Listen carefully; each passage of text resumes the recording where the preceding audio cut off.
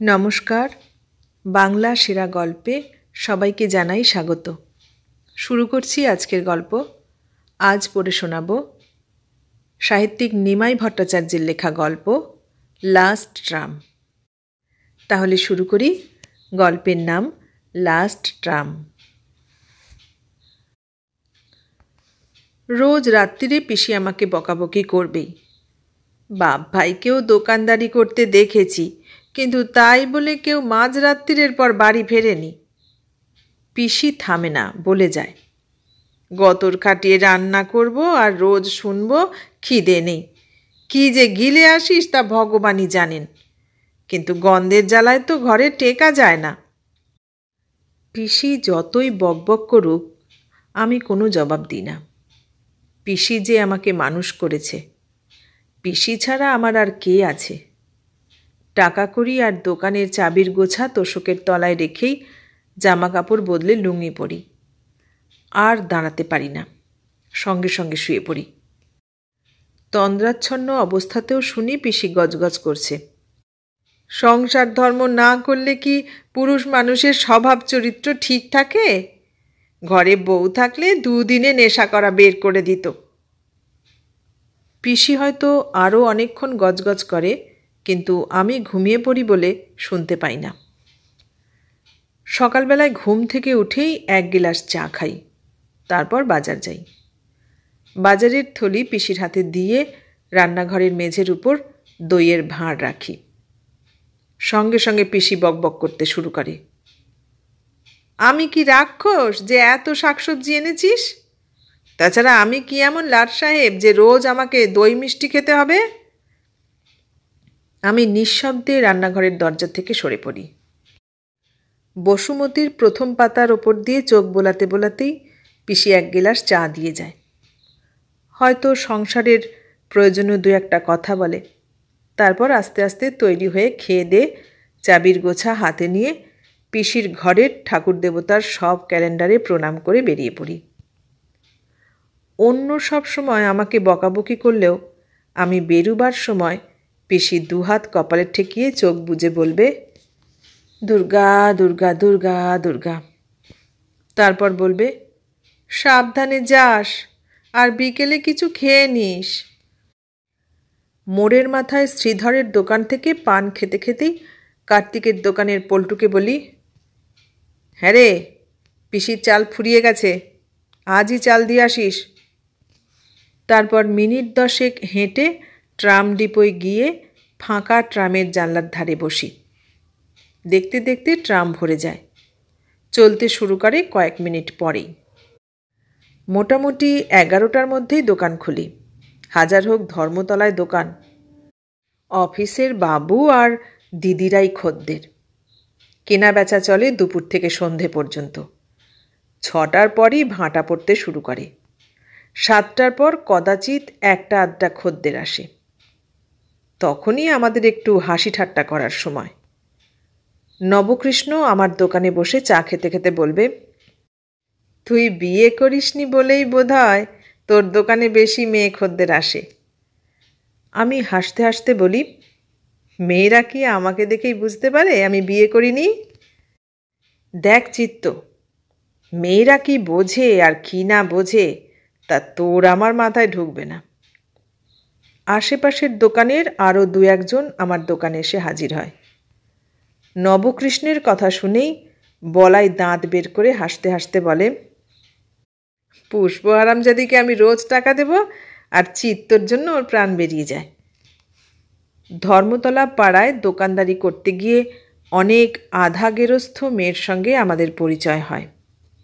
পুষ্প, মলিনা, আরও কয়েকজন আছে যারা পুরোপুরি খারাপও না ভালোও না। বলাই টলাইরা মাঝে মাঝেই ওদের নিয়ে স্ফূর্তি করে, কিছু দেয়। টাকা ছাড়াও সায়া, ব্লাউজ, ফ্রকও দেয় কখনো কখনো, যখন যেমন দরকার।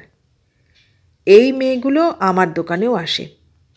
ওদের সবার সঙ্গেই আমার ভাব। তাই তো আমি হেসে বলি, শুধু পুষ্প কেন, অন্য মেয়েগুলোও কি আমাকে কম খাতির করে? আবার চা সিঙাড়া আসে, হাসি ঠাট্টা চলে আরও কিছুক্ষণ, তারপর যে যার দোকানে ফিরে যায়। আমিও একবার স্টক দেখে নিয়েই ক্যাশ বাক্স খুলে হিসেব করতে বসি। একে একে দোকান বন্ধ হয়। বলাই টলাইরা হয়তো পুষ্পের মতো মেয়েদের মধু খেতে যায়। আমরা কজন বোতল খুলে বসি শ্রীধরের দোকানের পিছন দিকের ঘরে। স্বর্গরাজ্যের অর্ধেক সিঁড়ি তৈরি করার পর আমাদের আসর ভাঙে।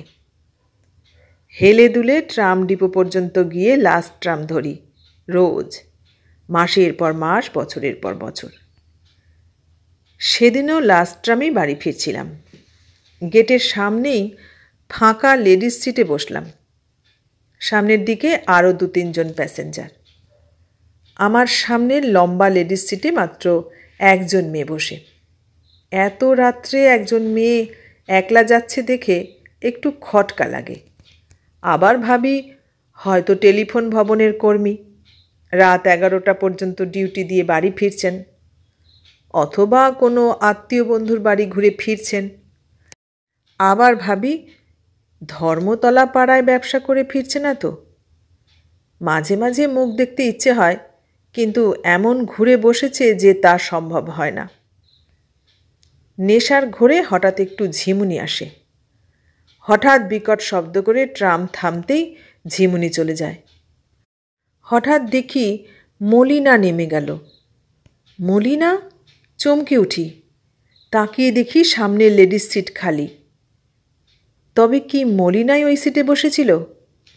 কিন্তু মলিনা তো পার্ক সার্কাসে থাকে। সে এত রাত্রে এদিকে কোথায় গেল? কেমন যেন তালগোল পাকিয়ে যায় মাথার মধ্যে। আবার ভাবি বেশি নেশা করেছি বলে ভুল দেখিনি তো।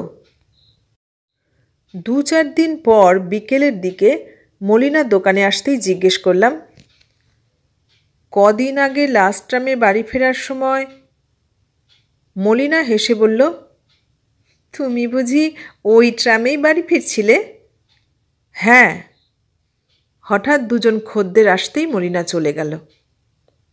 5-7 দিন পর আবার ওই লাস্ট ট্রামে উঠেই দেখি মলিনা। সন্ধে থেকেই বৃষ্টি হচ্ছে বলে আজ লাস্ট ট্রামে শুধু আমরাই 2 জন যাত্রী। মলিনার পাশে বসেই জিজ্ঞেস করি, এদিকে কোথায় যাও? মলিনা একটু ম্লান হেসে বলল, মেশোর বাড়ি। মেশো? হ্যাঁ, মেশো। মলিনা হেসে জবাব দেয়। আমি ভুরু কুঁচকে জিজ্ঞেস করি, তুমি তো বলতে তোমার 2 দাদা ছাড়া আর কোনো আত্মীয় স্বজন নেই? ও আবার একটু হেসে বলে, আগে আমরা এক বাড়িতেই ভাড়া থাকতাম বলে মেশো বলি। তাই বলো? একটু থেমেই প্রশ্ন করি, এই মেশো বুঝি তোমাকে খুব ভালোবাসেন? মলিনা অদ্ভুতভাবে হেসে বলে, পেটের দায়ে মেশোর কাছে যাই। তার মানে? ও একটা চাপা দীর্ঘ নিঃশ্বাস ফেলে বলে, যদি কেউ খেতে পড়তে দিত তাহলে আর মেশোর কাছে নিজেকে বিলিয়ে দিতাম না। কি বললে? মলিনা এখন আমার দিকে তাকিয়ে মুচকি হেসে বলে, তুমি আমার খাওয়া পড়ার ভার নেবে? আমি আর কোথাও যাব না। ওর কথায় যেন আমার নেশা ছুটে যায়। একটু ভাবি, তারপর জিজ্ঞেস করি, শুধু খাওয়া পড়ার জন্যই কি? কথাটা শেষ করতে না দিয়েই মলিনা বলে, যার বাপ মা নেই, যার ভাইরা খেতে পড়তে দেয় না, সে কি না খেয়ে মরবে? সেদিন রাত্রে বাড়ি ফিরেই পিসিকে হাসতে হাসতে জিজ্ঞেস করলাম, একটা গরিব মেয়ের সঙ্গে আমার বিয়ে দেবে? পিসি একগাল হাসি হেসে বলল, মেয়েটি দেখতে কেমন? ভালো। স্বভাব চরিত্র? হাসতে হাসতে বললাম, আমার চাইতে খুব বেশি খারাপ না। পিসি 2 হাত কপালে ঠেকিয়ে চোখ বুজে বললেন, জয় মা দুর্গা।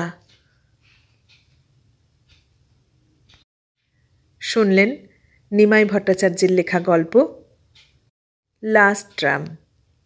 গল্পটা কেমন লাগলো? ভালো লাগলে লাইক, কমেন্ট, শেয়ার করবেন।